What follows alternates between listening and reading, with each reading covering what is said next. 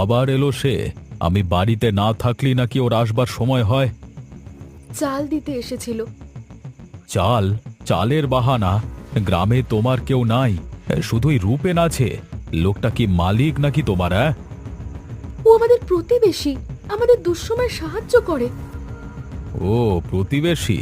খুব ভালো, খুব ভালো প্রতিবেশী পেয়েছো, হ্যাঁ, যে রাত জেগে চাল দেয়, খবর নেয়। আর আমার বউ চুপচাপ সব গ্রহণ করে। কাকলির মুখে আজকে শুনলাম সবাই জানে, শুধু আমি একাই বোকা। হ্যাঁ, ছি ছি ছি ছি, এত নিচে নেমে গেছো তুমি। কাকলি কি বললো জানি না, কিন্তু আমার মনে কোনো খারাপ ভাব নেই, জেনে রাখো। তোর ভাবনাতেই যত সমস্যা। তুই কখনো কিছু বলিস না, মনে মনে কি পুষে রাখিস কে জানে। হয়তো সেই রূপেনের জন্যই তোর মনে এখনো। ছি ছি ছি ছি ছি। থামো, এত বাজে কথা বলো না। রূপেন্দা সম্মানীয় মানুষ, তুমি তাকে নিয়ে এইভাবে বলতে পারো না। সম্মান? তোকে সম্মান দেখাবো? আজই শেষ করবো ওকে। যেও না, এখন রাত, কি করবে গিয়ে ওখানে? আমি তোমার পায়ে পড়ছি, আমার কথা শোনো। সরে দাঁড়া বদমাইশ মেয়ে ছেলে, আজ কি পিটিয়ে সবাইকে শেষ করে দেব।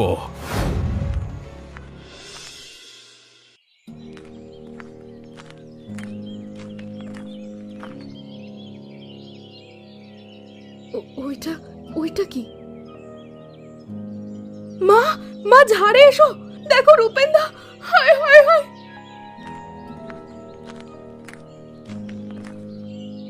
কি হয়েছে স্পষ্ট করে বলো। ওই দেখো মা, বাঁশ ঝাড়ে কত রক্ত। উফ, অনেক রক্ত। চুপ চুপ, কেউ যেন না শোনে। কি বলছো তুমি? পুলিশ লোকজন, কাউকে তো ডাকতে হবে। না, এখন না। শোনো আমার কথা, হরেন রাতেই ফিরেছিল, ওই এমন কাণ্ড করেছে মনে হয়।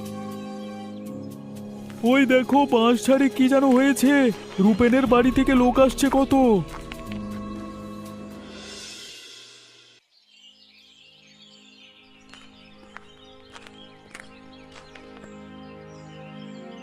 কি রান্না হয়েছে? ডাল ভাত। বাড়ির বাইরে এত শোরগোল শুনছি, কি হয়েছে কি?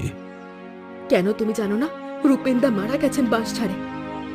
মারা গেছে? কিভাবে? কেউ জানে না, মাথায় আঘাত, পুলিশ এসেছে। শুনে বড় কষ্ট হলো। খারাপ খবর। সে তো ভালো মানুষই ছিল। কাল রাতে তুমি কোথায় গিয়েছিলে? কেন, কি প্রয়োজন তোমার জানবার? প্রয়োজন আছে। তুমি গিয়েছিলে তার কাছে, হ্যাঁ না না? সাবধান অনিমা, কি বলছো বুঝে বলো। আমি রাগ করে বেরিয়েছিলাম, হাঁটতে হাঁটতে নদীর ধারে গিয়েছিলাম, সারা রাত সেখানে বসেছিলাম। বোকার মতো কথা বলো না তুমি। কেউ দেখেছে তোমাকে? তুমি পুলিশ নাকি? কে দেখবে আমাকে? তুমি কি মনে করো আমি খুন করেছি? আমি কিচ্ছু মনে করি না, কিন্তু সত্যি কি তুমি নদীর ধারে ছিলে? আমাকে বলবে? হ্যাঁ ছিলাম। আর এখন খেতে দাও, ভাত ঠান্ডা হয়ে যাচ্ছে।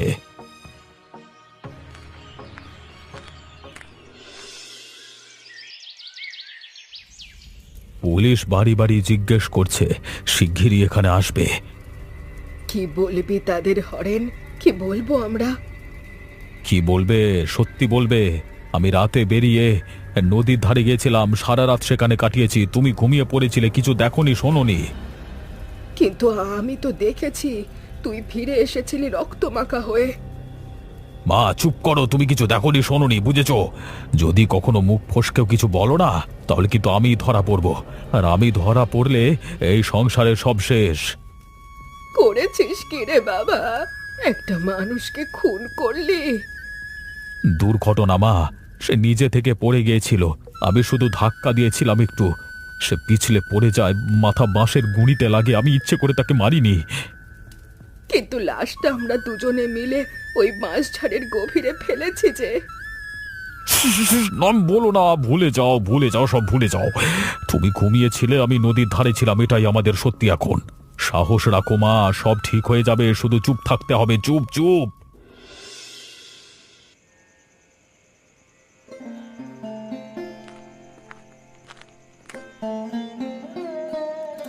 মা বললেন কিছু খাওনি, তাই মিষ্টি এনেছি। রাখো, আমি খাবো না।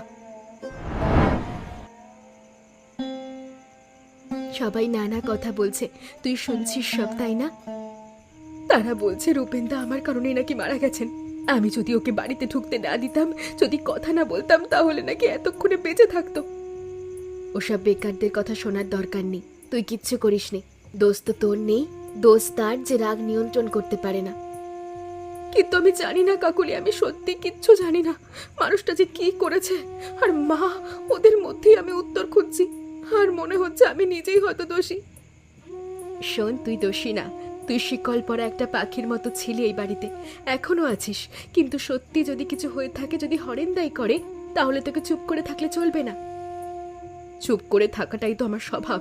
আচ্ছা, এই চুপ থাকার কারণেই কি সব এসেছে? না, রাগ অন্যের, দোষ অন্যের, কিন্তু এখন সিদ্ধান্ত তোর। চুপ থাকবি নাকি সত্যিটা জানার চেষ্টা করবি? এটা খেয়ে নে, আমি যাচ্ছি।